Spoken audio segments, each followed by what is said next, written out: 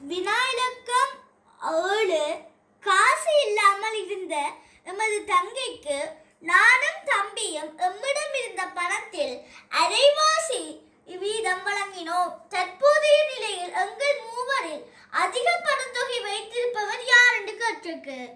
இப்ப என்னட்ட 200 ரூபாய் இருக்குன்னு வச்சா தம்பிட்ட 100 ரூபாய் இருக்கு, தங்கைட்ட காசு இல்லையா. அதை பார்த்து நானும் தம்பியும் இது எங்கடையில இருக்கிறதுல அரைவாசி வீதம் தங்கைக்கு கொடுக்கலாம். என்னட்ட 200 ரூபாய் இருந்துச்சுண்டா அதுல அரைவாசி 100 ரூபாய், தம்பிட்ட 100 ரூபாய் இருந்ததுண்டா அதுல அரைவாசி 50 ரூபாய். அப்ப ரெண்டையும் கூட்டினா எங்களுக்கு 150 ரூபாய் வருது.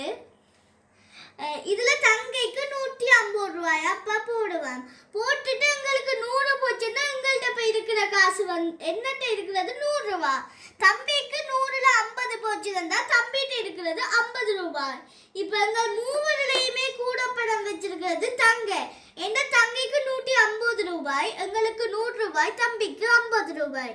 அப்ப கூட பணம் வச்சிருக்கிறதுக்கு விட தங்கை.